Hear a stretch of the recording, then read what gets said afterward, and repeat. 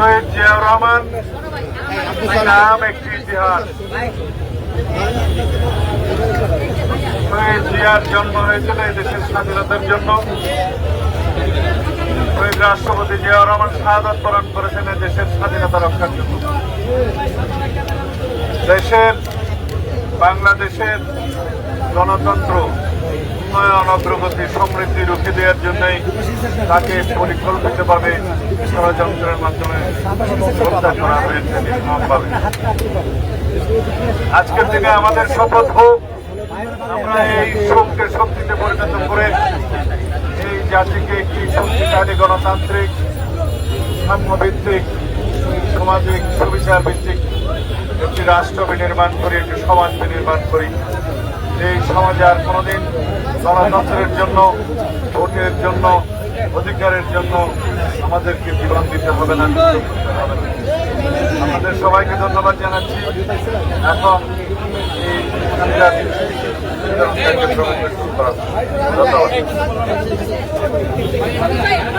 রাজনীতি বক্তব্য রাখবো।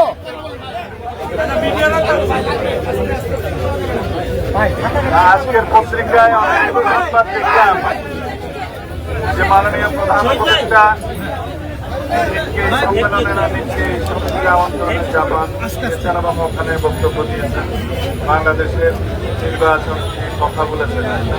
তিনি বলেছেন শুধুমাত্র একটি দল নির্বাচন চায়। তো আমরা এ বিষয়ে মনে করি ওনার যথেষ্ট তথ্য নেই। ওনার কাছে যে লিখিতভাবে যে সমস্ত গণতান্ত্রিক দলগুলো কাগজ জমা দিয়েছে, আলাপ করেছেন, এই সমস্ত সময় আহ্বান করেছিলেন আলাপ আলোচনার জন্য সমস্ত দলকে, তাতে আমরা জানি বিএনপি এবং বিএনপির সাথে যুগপৎ আন্দোলনের শরীর ছিল সেরকম দল এবং জাতীয়তাবাদী সমমনা দল, 12 দল এবং পক্ষ থেকে সবাই ডিসেম্বরের মধ্যে নির্বাচন অনুষ্ঠানের জন্য দাবি জানিয়েছেন, সেটা আমরা জানি। তবে তথ্যগত ভুলের কারণে যদি তিনি সেটা বলে থাকেন, সেটা আমি বিষয়ে সমালোচনা করব না।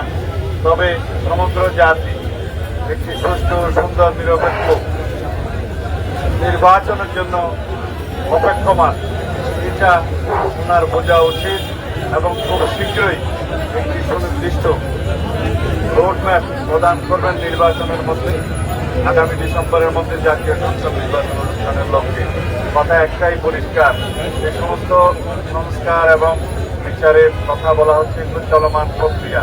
সংস্কার কোনোদিন শেষ হয় না, সংস্কার অবিরাম চলতেই থাকে। সমাজের চাহিদা এবং সমাজের মানুষের সংস্কার করে দিতে হবে। আর বিচার প্রক্রিয়া একটি স্বাধীন বিচার ব্যবস্থার মধ্যে দিয়ে বিচার কার্যক্রমে এগিয়ে নেওয়া হচ্ছে, সেই বিচার কার্যক্রমে এগিয়ে নেওয়া হবে। এটা আমাদের প্রতিশ্রুতি। বাংলাদেশের জনগণের চাহিদা, শহীদের রক্তের আকাঙ্ক্ষা, দেশের মানুষের